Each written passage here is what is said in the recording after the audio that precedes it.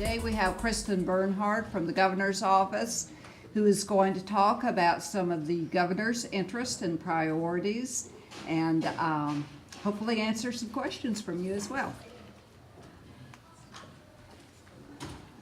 Well, good afternoon. I'm glad I got you all after a break and not after lunch. Hopefully we've gotten a little refreshed, a little bit of cooler air out there. Thank you so much to the partnership for having me here today and for all of you all taking the time to be here to hear about some of the state's priorities in education. You're really getting a great viewpoint from a variety of agencies and stakeholder groups, and hopefully you'll leave today with a better picture about the progress that Georgia is making and where our key policy priorities are. What I'm going to talk a little bit about today are just some of the governor's strategic priorities in education. Some of you may have already heard parts of this spiel before, but I promise there's some new information buried in here.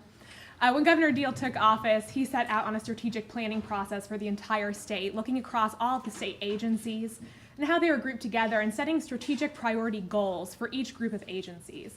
So this is all available on the Governor's Office of Planning and Budget website. You can review the strategic goals for our cross-agency state strategic plan. In education, there are 5 big ones, and I'm going to go into each of those a little bit, talk about what the state has been doing from the Governor's Office in each of those big buckets, and just sort of a preview of what you might see coming down the pipe with some of this work. So just as a quick overview of what those are, we're interested in increasing the percentage of Georgia children reading on grade level by the end of 3rd grade. We're interested in looking at increasing student achievement and teacher proficiency in the STEM fields. We're interested in increasing teacher and leader effectiveness, affording public schools additional flexibility and accountability opportunities, and of course, increasing college completion, specifically increasing the percentage of Georgians that hold a post-secondary credential from about 40% right now to 60% in 2020.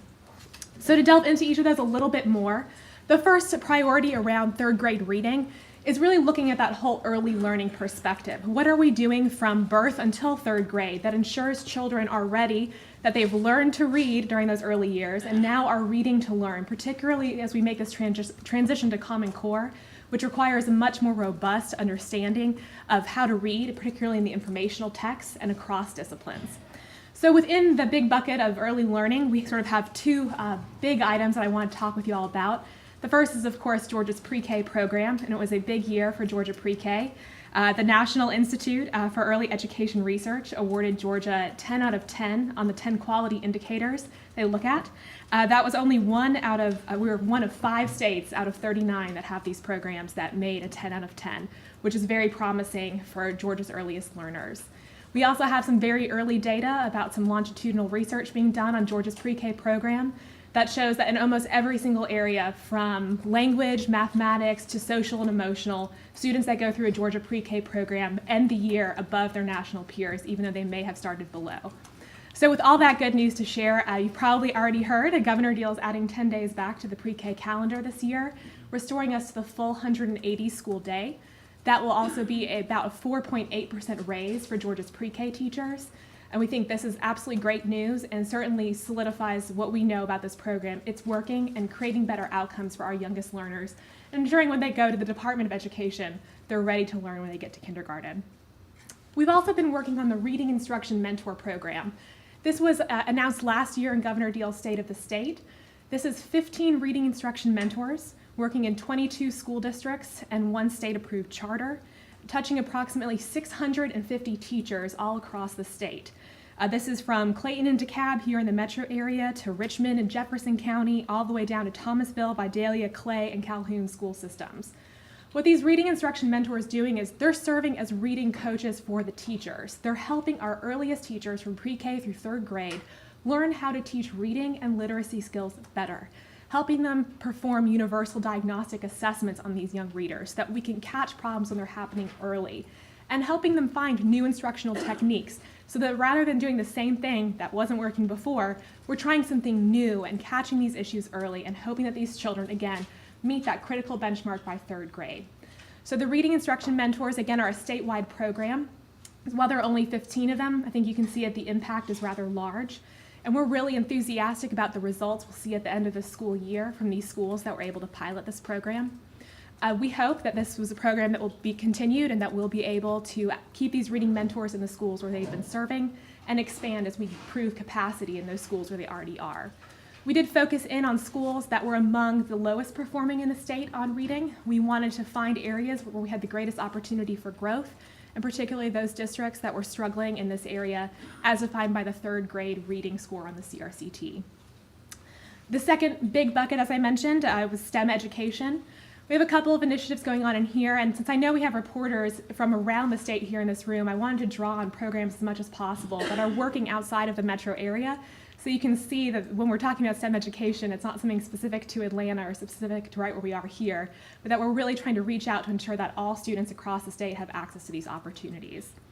As I mentioned, we're interested in improving student achievement in STEM fields, but we can't get there unless we improve teacher competency in those fields. Governor Perdue made a famous statement back in 2008 that we only graduated 1 physics teacher in the state in that year. We are a long ways from that time, and one of the great ways that we're attacking that issue is with a pilot of the U-Teach program, which was a successful program out in Texas that Georgia brought here with our Race to the Top dollars. U-Teach is operating in Columbus State, West Georgia, and Southern Polytechnic and state universities. What this program does is it finds students who are already enrolled in college in a 4-year degree program who are getting a degree in one of those STEM fields and is able to layer on top of that a traditional course of teacher preparation. So these are students who are already getting those 4-year degrees in those STEM fields, which we need so desperately in education, and getting them a traditional teaching certificate on top of that seamlessly into their education. Again, what's great about this is it's all around the state, and so rather than 1 physics teacher, I think we have over 100 students now enrolled in these programs among those 3 institutions. It's not a huge number, but it's certainly a lot better than where we were and growing. We've also had the Innovation Fund through Race to the Top, which I think you saw in one of Susan's slides. One of the things that made Georgia's Race to the Top application unique was a $20 million set-aside, which gave the opportunity for school districts and partnerships to apply for additional funds to do things that were innovative. It's really just about as open as that, and we've given out over 20 awards totaling almost $20 million around the state, particularly focused in the area of applied learning opportunities for students. One of my favorite examples of this applied learning opportunity in the STEM fields is a partnership with Georgia Tech called Direct Discovery. Here we have the Barrow County and the Ware County school systems that are tunneled into the high-speed PeachNet internet and literally have their science classes taught in the middle school and high school levels by research faculty at Georgia Tech. And now, video conferencing to me, what we have in the governor's office is a rather, though new, still fairly antiquated system where you may or may not get sound sometimes. The picture may be a little bit shaky. That's my idea of video conferencing. But when you see the high definition networks that these students have access to, it really is in total real time, and these professors are able to interact with the students as if they were sitting in the room with them. I think the opportunity that this provides, particularly for our rural students, is huge, and so we're very excited that the Innovation Fund was able to provide the seed money for those programs. The Innovation Fund also, again, was open around the state, so there are districts across the state in every region and of every size that have received awards from this fund, sometimes of over $1 million, so they're not inconsequential. From there, our third big bucket is the teacher and leader effectiveness piece, and our big priority here is just ensuring the successful implementation of the teacher and leader key system that you heard Susan talk about, particularly as it comes to prioritizing student achievement as a significant portion of what should constitute effective teaching. I think we talked a little bit about the pilot study that recently came out on our initial data, and I think that one thing that we saw as a significant takeaway from that, other than the fact it was run as a parallel system, was just that the student achievement data was not a part of that. So I think that's even more reason that we need to have something that is unbiased, that is a standalone measure, not controlled by someone in the building, that helps influence what we label as an effective teacher. From there, we get into the public school accountability and flexibility. And though the charter debate is the one that comes up most frequently when I give this spiel, I think for us, it's really a bigger question. It's about how do we ensure that decisions regarding funding and regarding the student's experience in the classroom are made closest to the student as possible. So for us, we were encouraged by the changes made by the Funding Commission last year to put more funding streams into QBE, so that rather than having qualifications on state dollars, that superintendents and those closest to students can make those decisions about how to best spend that money. I was asked to give a brief update on where the Charter Commission stands right now as well. Of course, the legislation that passed and that voters passed into law required that the nominations be given from the lieutenant governor, the speaker, and the governor to the state board by their regular February meeting. and it strongly encouraged the commission to hold their first meeting in March. And we have every reason to believe that those required timelines will be met. The last big bucket, which is one that's gotten a lot of press and attention, especially in the last couple of months, is on Governor Deal's Complete College Georgia initiative. I mentioned when I gave the brief overview is what we know is that about 60% of jobs in the state of Georgia are going to require some form of post-secondary education by 2020. I think it's important to note, too, that while we call this initiative Complete College Georgia, by college, I don't mean that traditional four-year degree for everyone. For us, college is a much broader term. It's any post-secondary credential. So whether that's a one-year certificate, a two-year associate's degree, or a four-year bachelor's degree, or beyond. What we know is that 60% of the jobs in the state are going to need some form of that credential by that deadline. Unfortunately, about 40% of our workforce right now has a post-secondary credential. Even if we kept growing at our current rates of degree awarding right now, that would still leave us at a gap of additional 250,000 degrees by the year 2020. So we not only need to do a better job about graduating students that are in our pipeline from post-secondary, we need to do a better job about getting students into the post-secondary pipeline. This is both directly out of high school, but this is also students who are adults, students who have spent their lives already working a career, who we need to bring back into the higher education pipeline to help them get a higher degree so they can be more successful in their careers as they continue. Within Complete College Georgia, which is the initiative that Governor Deal launched in August of 2011, there are several specific projects that we've been working on. The first is on articulation, the idea that if you take a course at a technical college, and it's a very basic course, a Math 101 type of experience, that if you then decide you actually want to go to a four-year degree and get your degree in mathematics at a university system institution, that Math 101 course should transfer. Before, that wasn't always the case. But now we have 27 courses that seamlessly articulate between our technical college system and our university system. That's huge, as we have students that are increasingly mobile as they move from school to get their degrees, and just gives them more opportunities without having to repeat as many credits. Another big part of our Complete College Georgia initiative was the REACH scholarship. We certainly recognize the need for additional need-based financial aid, and we were encouraged by a program in Florida called Take Stock in Children. The model for this program is identifying students at the middle school level who qualify for free and reduced lunch, who maybe aren't your A students, maybe more of that C category, but whose teachers have seen have a good attitude and want to work hard, but maybe need a little bit of extra help getting there, and might also, down the line, be the first in their family to attend college. So these students are selected 6th, 7th, and 8th grades. They are asked to sign a contract to keep their grades up. Their parents are asked to sign a contract to support them in this process, and the school is asked to sign a contract to provide them with a mentor to help them reach their goals. The state then, at the end of their high school career, assuming that the contracts have been kept, the mentoring has occurred, has established this 501c3 that provides a $2,500 a year scholarship for those students. Now, $2,500 may not sound like a lot, but it's the average gap of attendance, cost of attendance for a student who receives the Pell Grant, which we assume many of these students would. And additionally, all of our university system schools have agreed to match this scholarship for these students, creating an award about $5,000. And some of our private schools in the state have not only agreed to match, but to triple it.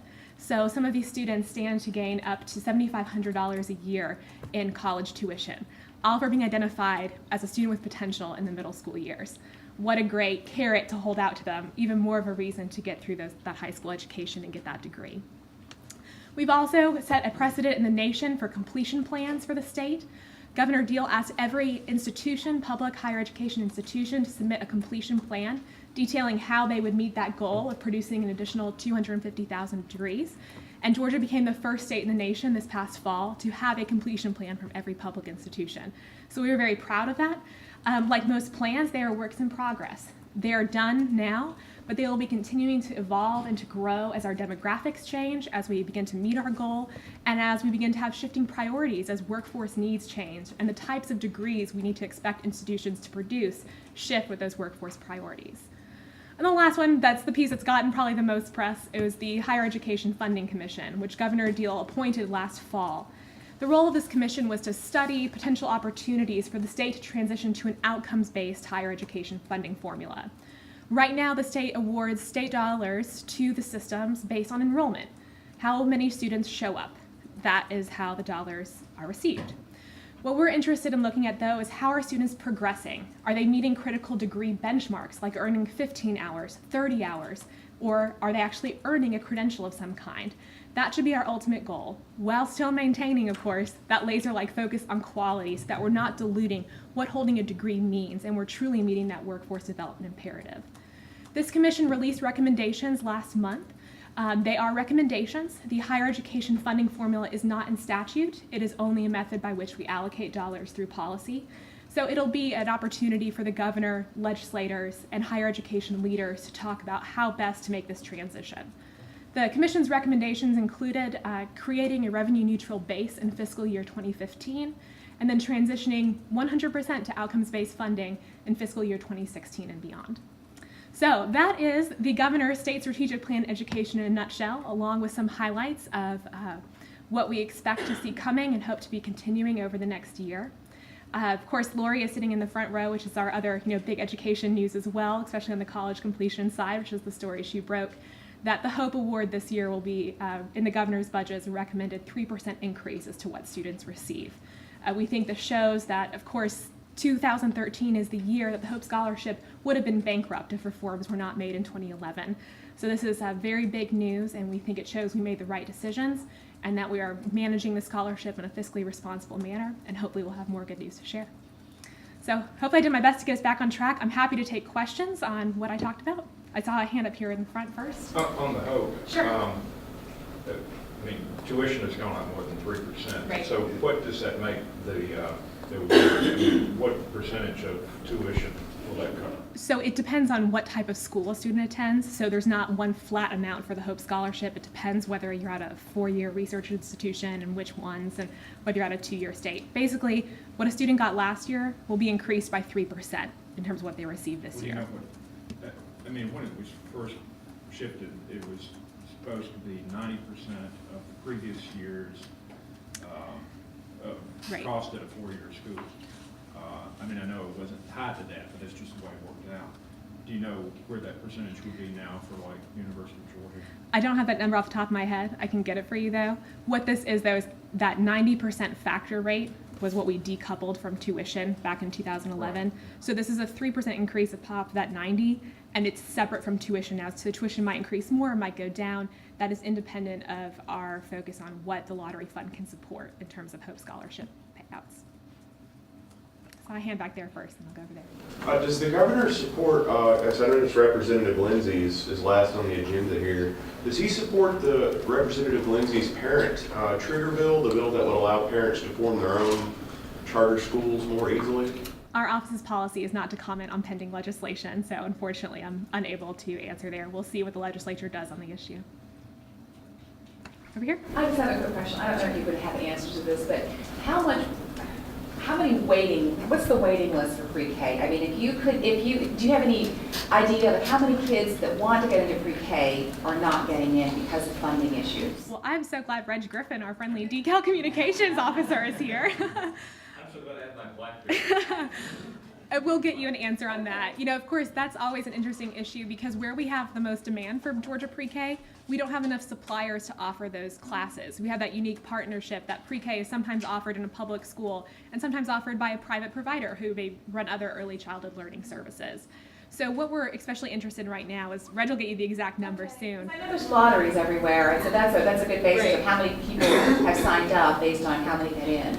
Yep, and we do have exact numbers, and I think what we're most interested in is what sort of quality initiatives can we pursue that might help us better align or encourage more program providers to open up where the waiting list is great, versus areas of the state where we have unfilled slots. What can we do to take that money and put it where we know we have need? And a lot of that is just more planning as we go forward. Reg, any? Look at that. All right. Nancy may have it, actually. Nancy may have it? I think it's about 8,000. I think it's 8,000. Is it? I think that sounds. 8,000 sounds about right. Give or take a dollar. Absolutely. So I wasn't clear, so is the governor going to try to expand the Reading Mentor program this year, add more, or is that to come? The reading mentors who are out there hopefully have built some capacity in the schools they've been working in this past year and might be able to take on an additional school or two as they go forward. But there will be no increase as far as... That's for the governor to announce next week and when his budget is released. Sorry. The other thing is just, I know he has a position on education funding for higher ed. Where is he on pre-K? I mean, not pre-K, K-12. On K-12 funding, I think, like I said, we're very interested in the recommendations that the commission made about adding additional flexibility to local districts about how they can spend their funds. And I think that's a step in the right direction. All right. I guess if there are no additional questions, I did my job to get us back on track agenda-wise, Diane. And thank you so much. I think most of you know where to find me, but of course, if you want to reach out to Diane or Steve, they'd be happy to send you my way too. Thank you. Thanks so much, Kristin. Well, Herb Garrett, I think, is in here, the room somewhere. We're going to move into education finance, education funding. We oftentimes, not oftentimes, every year, Bill turns to you folks and asks you which topics you're most interested in, and invariably, it is always hearing more about the funding issue. So Herb, I hope you have something new to tell us this year.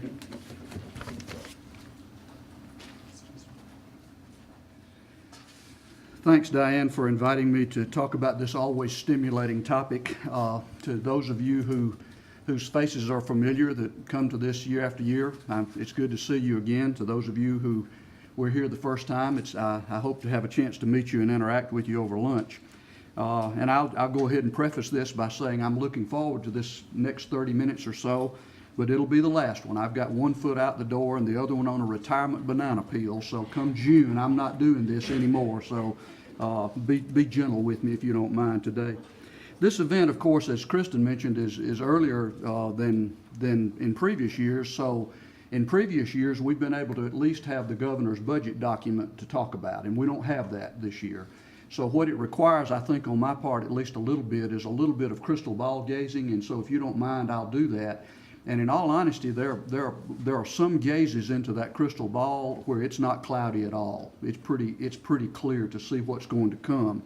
So let me just make a few comments and then tie it together and then talk about a couple of other things that I think are at least related to budget issues that school districts need to be wary of, if not leery of. Obviously, you folks read what's happening to state revenues, and in spite of the good news that's happened over the last week or so about an uptick in December, overall state revenues are behind what is needed just to fund the basic budget for this year. I mean, it's no secret that the governor has already asked state agencies to cut back both in this year and in preparation for the 2014 budget. And while QBE has been exempted from that, folks, we've been doing austerity cuts for so long that people have forgotten that they're even there. The budget that was passed for this school year included the infamous austerity cut of over $1.1 billion. So here we have a budget where the revenue is not sufficient to meet the state budget, but that budget that was passed already has over $1 billion in austerity cuts. By the way, just FYI, if you go back to 2003 and total up the austerity cuts for every year and include the initial one for 2013, that's $6.6 billion. And then if you include what's likely to be in the 14 budget, that's going to be about $7.7 billion. I'm afraid that those numbers now have been in place for so long and they've gotten so big that it's almost like talking about the national debt. The numbers are so big they don't mean anything to anybody anymore. But I will assure you that for those poor school systems that count on the state for 75 or 80% of what it takes to operate their school districts, I will assure you they know very well what's going on for that, and many of you are reporters from those areas of the state. There will be undoubtedly there will be some adds in the state budget that weren't there before. For example, the figures I saw most recently were, it'll take at least $28 million added to the education budget to fund the state charter schools based on what happened with the passage of House Bill 797. That doesn't have anything to do with the passage of the charter amendment. This funding mechanism was put into place and would have gone into effect, or as a matter of fact, it's already in effect, whether the charter amendment passed or not. That's not the issue. But it's going to take some additional state money, and that's $28 million or some figure. That may be give or take $1 million. I'm not sure of the exact number, but that add will have to be there. I'm tickled to death to know that we are restoring the pre-K program to the 180 days. I'm even happier to know that it's coming out of the lottery money, Until a couple of days ago, that question had not been answered, but to know that that's a lottery expenditure and not something else that's expected to come out of the general fund is comforting to me. Now let me switch just to the state budget and its ability to fund public education and everything else, and tell you one other thing that we're watching that this may surprise you a little bit. It may surprise you to know that we watch tax legislation fairly carefully. And so everybody, I think probably the only area of state government where more bills are introduced than in education might be in tax legislation, because everybody and his brother comes with some kind of tax break for somebody. And though there must be a gajillion of those, just like there seems to be a gajillion education bills. But the one we're going to watch, one of the closest, is a bill that passed last year, and that was that tax reform bill that passed very close to the end of the session. And here's why. You've all had articles in your local papers, some of you have written some of them, about the change in the way vehicles are going to be taxed. No longer any sales tax, no longer any ad valorem tax, but it's replaced with that title fee. And that's all well and good, and there's supposed to be enough money. All of a sudden that becomes a state fee, but there's supposed to be enough money then for the state to give back to local school systems and local governments the money they lost on the ad valorem tax on automobiles. It really was removing a stream of local revenue that's pretty important to local school districts and to county commissions and city councils. That should be a wash. Here's what I worry about. I will promise you that the individuals that trade cars under the oak trees, those casual sales that have been going on in Georgia for 1,000,000 years that we've never taxed, I will assure you that the folks who do that are blissfully unaware that this fee thing is coming, because now if two guys are out under the shade tree and one of them sells another one a car, then all of a sudden when that person who just bought that car goes to get that title, they've got to pay the title fee on the fair market value of the car. Every time our state has ever tried to tax those casual sales, it has created a furor second to none. And those folks start calling legislators, and legislators, being legislators as they are, have a tendency to get cold feet and want to back off on it. Now, if they back off of that title fee, which is a pretty hefty one, remember it very quickly goes, it starts at 6.5%, but within a couple of years, very quickly it's a 7% fee. If they get cold feet and start backing off on that, then all of a sudden that is a revenue stream that the state is supposed to collect and return to local governments to help them fund the operations of government and of local school districts. We're going to watch that very carefully, and I hope, even though we're here to talk about education, this is a pretty good example of how tax legislation can have an impact on what goes on in the local school systems. Now, What kind of money are we talking about? well, it's right now it's not much, Nancy. It's because at least to begin with, this only applies to new sales that actually start now. You can kind of make a choice now, but after March the 1st, you don't have a choice. So really, for a while, it's only paying the difference. A lot of people that keep our cars will all continue to pay that ad valorem tax until we sell the vehicle we have now. So right now, it's not much. What's interesting is I'm not real sure what kind of money we're talking about, because when we talked to the senator who headed up this tax reform thing and asked him where did he get his numbers, he literally put his hand up in the air and said, we pulled them out of the air. So it's, I don't know, but the kicker is that you can certainly go to any local school system and say, okay, you get a lot of ad valorem tax, how much of it is automobile tax? And they can certainly tell you. That would give you an idea. Now, there are some budget issues that are a bit more cloudy. For example, I think we've all heard the intent on the part of at least one legislator, probably two that I can think of, that want to increase the amount of tax credits that go to the tax credit scholarship, the NEO voucher program that we have in Georgia. While you can make the argument that that's not necessarily tax expenditures, that's money that never comes in to be spent on public education or anything else. And I'm sure there will be some pretty serious discussion about that. At the very least, I'm not so sure whether any more money will go into it. I sure wish we could let a little bit more sunshine on that whole thing, but that's another story for another day. Susan mentioned, and I think this bears repeating, this idea of whether or not we can sustain the things that we're starting with Race to the Top is an issue. And I think there are two key pieces here. One is certainly the individual merit pay. I mean, at some point, certainly the 26 districts have some of that money for to pilot this with. But the question becomes, okay, after that's over, is there money to sustain that in 180 districts instead of 26? And if so, where's that money going to come from? I mean, are we going to rob Peter to pay Paul, or is there a pot of money that I haven't found? You know, I've told y'all every year that I finally found the money tree, and doggone thing doesn't grow in Georgia clay. You know, that's the problem we've had. There's a second piece of this that nobody has really mentioned, but I think it's important. Susan mentioned that we participate in that PARC testing consortium. And of course, one of the things that the testing consortium is doing is developing tests that will measure the Common Core. Well, one of the things that nobody's talking about a lot is that the anticipated cost of that test is pretty stiff.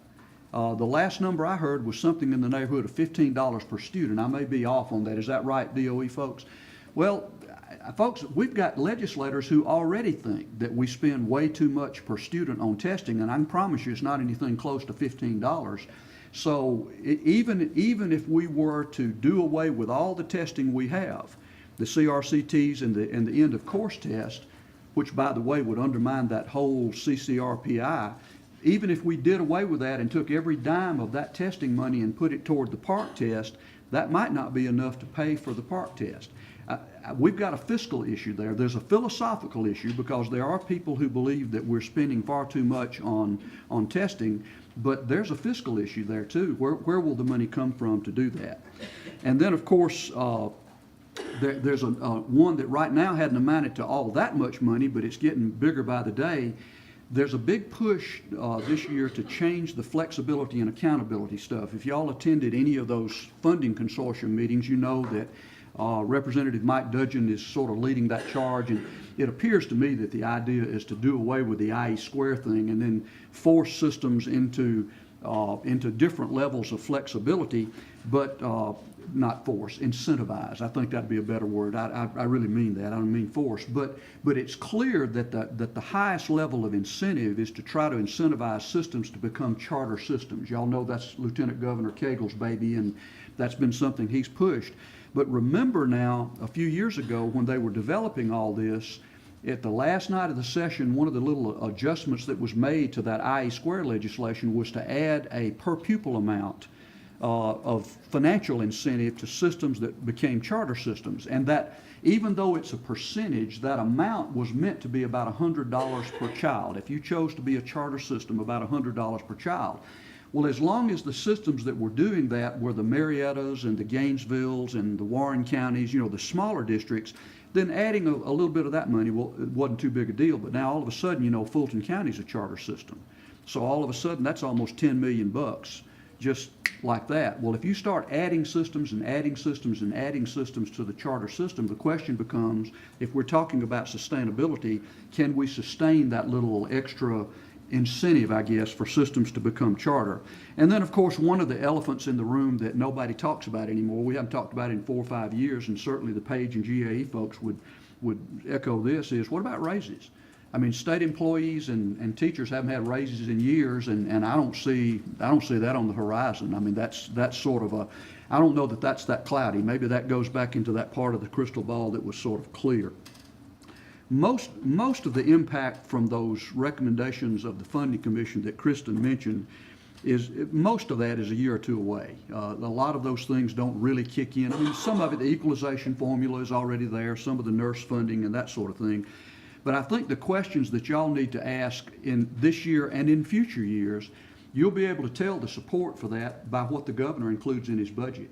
Because so many of those things are adds, and if the governor doesn't include them in his original budget, in his initial budget, it's hard for the members of the General Assembly to go find some place to put it. Because if they're going to add those things without the governor having put it in his initial budget, then they've got to cull something else out, and everything has its political supporters, I guess. One of the things that we'll watch for this year, I'll go immediately to the bond package of the budget, because one of the recommendations was to, for the first time, include $20 million in the budget in bonds to pay for technology infrastructure. It was interesting to hear Kristin talk about all the wonderful things that are going on in Barrow County and Ware County, because they've been able to tie into the PeachNet system, but they're located on the trunk line. You know, the problem is if you go to Barrow County, what happens if you go a few miles up the road to Franklin County that's not on the trunk line? Somebody's got to pay to run, you know, give them greater bandwidth, whatever that takes. And so this $20 million that has been recommended to be included in the budget would begin to pay for some of that infrastructure. And that's where you'll begin to see where the real support is for this, if that's included in the budget. I wanted to mention just a couple of other things to you, and then I'll shut up and take questions. There's no question, it's a fact that the responsibility for paying for the cost of public education has been shifted dramatically from the state to local systems. There's no question about that. The numbers don't lie. For years and years and years, prior to 2003, the overall split between state and local was 60-40, 60% state, 40% local, and now for several years it's been 50-50. Now that varies pretty widely from system to system. Fulton County has been, you know, Fulton County's amount of state money for years has been around 33%. I mean, they put so much local money into it, but if you go down to Ben Hill County, the state money is about 80. But overall, on a statewide basis, since you're dealing with 180 districts, it was about 60-40, but now it's 50-50, and each one of those percentage points represents over $100 million. That's where you get that $1.1 billion austerity cut. The second place you can see that, though, is in millage rates, what local systems charge for millage rates. We collect that information every year for the Governor's Office of Planning and Budget. Actually, they ask us to do that. And so we have a historical millage rate chart. If any of you are interested in that, you know, that level of detail, we'd be glad. Just all you have to do is let me know and I'll send it to you. But for example, for years, the average millage rate across the state was 15. As of today, it's 16.1. That's huge. That's a millage rate, that's a mill increase, and there's 180 systems involved in that. In 2000, we had 17 systems that levied 18 mills or more. Today, we've got 41 systems that levy 18 mills or more. Of those, 11 levy 19 or more, and 11 more levy 20 or more. Now, there's a 20 mill cap, except for a handful of systems that under the old Constitution got their voters to approve an increase to 25. Muskogee, DeKalb, Rockdale, Atlanta, I can name it. It's just a small handful. But that means there are several others, such as Henry County, where I live and where I used to serve as superintendent. We've been at the max 20 mills now for several years, have no wiggle room. 80% of our kids go to school districts that levy 18 or more mills. I mean, the large systems are the ones that do it. But those two examples are just examples of how much the responsibility for paying has been shifted to the locals. So I'll answer any questions about that. Let me talk about a couple of ideas that I'm sure will come up and let you know, maybe raise your awareness of that. I've already heard from any number of places, and this has come up before, to have some sort of constitutional amendment that would change the SPLOST legislation, the eSPLOST stuff, which is in the Constitution, to allow local school districts to use all or part of that for operations instead of just for capital purposes. GSSA opposes that, and here's why. There are a couple of reasons for this. Number one, that we were the lead dog, we were the lead organization that fought for the amendment to get this done, to provide a local funding stream for capital improvements. And it is literally the goose that laid the golden facilities egg, and we think it ought to stay that way. As a matter of fact, I will tell you from the experience I've had over the last 13 years across this country, because of the national travel I've been able to do to visit fellow state execs, you would really be amazed at how much better physically the schools are in Georgia than most states across this country, and it's because of the SPLOST. There's no question. My experience as the superintendent in Jefferson City Schools back in the mid-90s, it's some of the worst school facilities I've ever seen, and now you would go and say, my goodness, these are among the best, and it's because of the SPLOST. So we think it ought to stay that way, but there's more to it than that. If you start diverting that money to other things, that diverts it away from facilities. But number two, that means that all of a sudden now, since that's a 5-year vote, you're asking the citizens to vote on your operating budget every 5 years. If you start using that stuff for operations, we're not so sure that's a good idea. We think that the boards of education ought to be the ones that are making that kind of decision.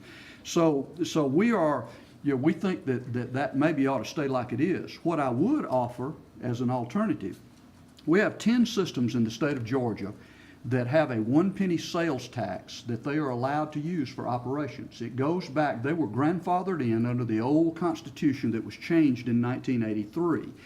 Rabun County, Houston County, Habersham County, Chattooga County, Tryon City. I mean, they're kind of all over the state, but they had local constitutional amendments, and they have a 1 penny sales tax that they use for operations, separate from the construction one.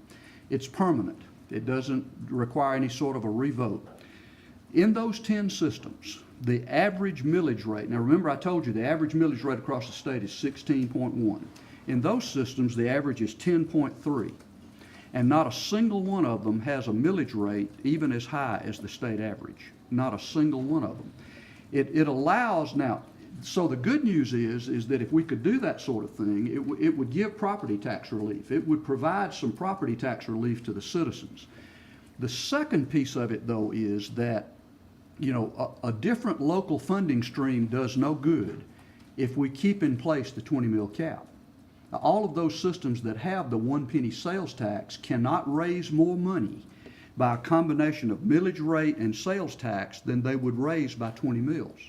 So, for example, if we did that in Henry County, it really wouldn't help us. I mean, it would provide some property tax relief, but it wouldn't provide the local school district anymore. So obviously, if you're going to do that sort of thing and look for it as a way to stem the flow of red ink, the millage rate would have to be raised. The bad side of that is that lets the state off the hook. It's pretty clear to me that the state is fiscally not meeting its obligation, and that just to provide more local sources of revenue hardly seems to me to be the only answer. But it certainly is one that I think we ought to consider. Every time I mention that to key legislators, they get real excited about it. They think, man, that's a great idea. But then the problem is that it would have to go on the ballot as a constitutional amendment. It certainly wasn't going to go on there this year when they were trying to pass the T-SPLOST. And anytime you put something like that on there, it's very difficult for it to not look like a tax increase. Although this wouldn't be anything but a tax shift when you get right down to it. But at any rate, that's an offer that we make in place of trying to change what you do with the eSPLOST. And I'm sure that I'm certain that those discussions about how to use the eSPLOST funds will come up. Well, as I usually do, I've told you everything I know. I made a little bit of it up, but you'll never know which piece. But I'll be glad to stop and answer any questions if your stomach's not growling so much that we need to get on to lunch.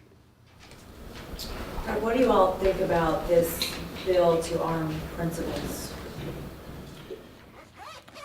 My perceptive abilities told me ahead of time I might get that question. Let me preface this by saying that I will answer you as an individual, but not on behalf of the association, because we don't have any position on it in our position statements, and we haven't met and discussed it. So I don't have a position on behalf of the association. I will tell you, though, after 45 years in this business, and many of those as a school and system level administrator, I guess I would answer it by saying this.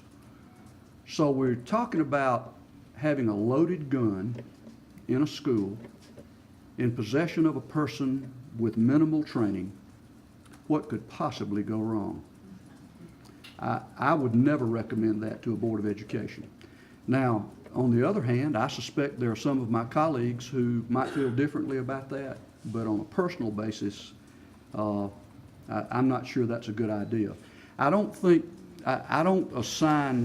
I don't assign any negative things to Representative Battles, who is the one who did this.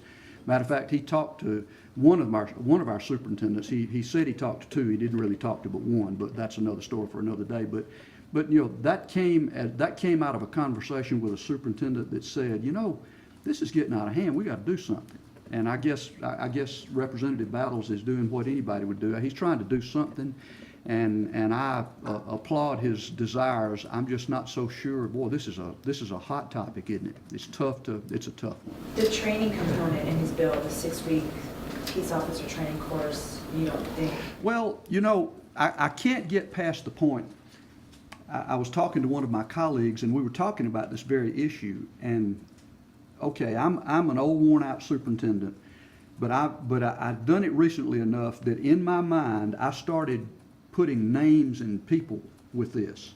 And I go back to my years in Henry County when I was superintendent, and I'm starting to think about who some of my principals and assistant principals were.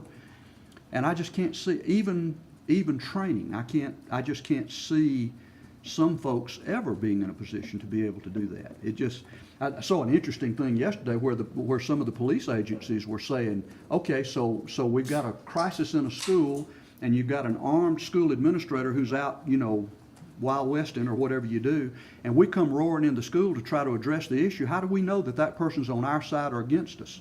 I mean, there are just so many issues that just make it so complex that, I don't know, unless it's a uniformed officer that nobody has enough money to pay for all schools, I'm not quite sure how you do that. Has your organization taken a position on the parent trigger bill that Representative Lindsay plans to introduce? No. How do you personally feel about it? Well, the only thing that I have to go on is House Bill 731 that Representative Lindsay introduced in the last session of the General Assembly, which was the last version of the parent trigger.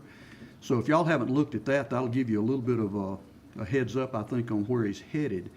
I know that Ed thinks very strongly about providing more parental involvement, and he says that he wants discussions about this bill to be inclusive, so I guess we'll have a chance to see what he has in mind. I guess I can understand the personal now, this is not GSSA, personal. I guess I can understand the desire to maybe give folks some options in schools that aren't doing well.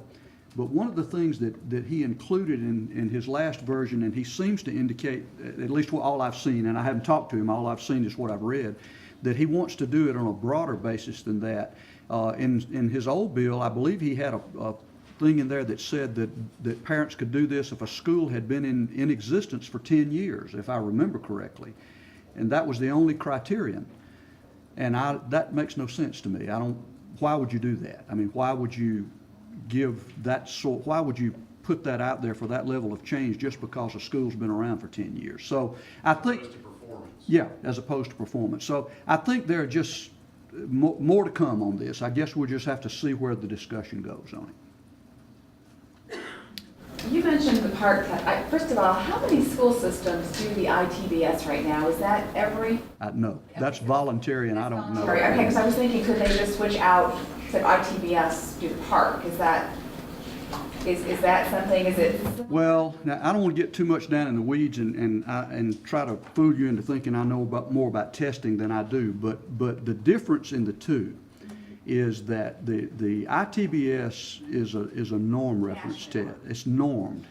And if I understand now, and the DOE folks can correct me on this, the PARC test will end up being something kind of like our CRCTs, which is a criterion reference test. It's not a norm test. It's based against criteria. Now, because everybody in the country will be taking the same test, theoretically, you can do comparisons between states, which is a problem with our state CRCTs now. But even with that, the money to pay for this is big time. So we shall see. And then just one quick question, because I know that you took a strong stand at GSSA on the charter school amendment, and you haven't mentioned anything about that. I know, can you look into your crystal ball and tell me what you think will happen? Do you think there will be a lot of action this year on that, or do you think it'll just kind of go into holding pattern? Well, I think I can answer that from the standpoint of what this session that I'm doing right now is all about. It's about money. I mean, if in fact we get the budget next week and it does show 28 million or whatever it is to pay for the ones we've got, there's got to be some fiscal restraint on how many more can be formed just on the basis of what the state budget can afford. Remember now, you know, the promises that were made and the things that were written in both the constitutional and the amendment and the legislation were that there wouldn't be any local money, you know, and there would be no money taken away from local systems to fund these, which means that it's purely a state expense. And so if you're going to start new schools and you've got this funding formula that was done in House Bill 797, it does cost about a little over, what was it, 2.3 times as much per child in order to do it purely as a state thing rather than having local money. Then there's got to be some fiscal restraint, and I suspect that will have to be done. The bill on using or eSPOS for general operating, that's been around for a while. What makes you think this year, or do you think this year? Well, I just, because I've heard it from several different areas, and frankly, Nancy, some of my superintendents are for that. I mean, we have a GSSA voted on position in opposition to it, but I know that this has popped up in some areas, and folks are just looking for additional resources, you know, one of the things that I can say about the eSPLOS, there are some systems that I think have pretty well met all their building needs. They've met all their school building needs. Many of them are using that money, using eSPLOS funds now for things like buses and sometimes technology infrastructure, things that have been judged to be capital expenditures, so they're finding ways to use it. But I've got some who pretty much gotten all that done, and they'd like to be able to use that eSPLOS money. But what they're looking at, in all honesty, is they'd like to have it in addition to what they've already gotten. They're not paying any attention to that 20 mil cap. So we'll have to see where that goes. The other thing I want to ask you is on the now we're close to 50-50 for state and local funding. Looking from the national perspective, at what point is there a threshold for that as far as the constitutional standard of providing an adequate? No, I think that sort of those are the kinds of questions that might have been answered had the lawsuit progressed. But I don't know of any standard on that. There's certainly nothing national because every state does it differently. There are states, particularly up in the Northeast, where the state contribution is next to nothing because it's just the way they do things, and so it's hard to make that comparison from state to state. Well, Diane, thank you as always. I appreciate the opportunity to be with y'all. So much, Herb. Well, I think Herb has been a constant on our program for most of the last 7 years, if not all of the last 7 years, and it's easy to see why.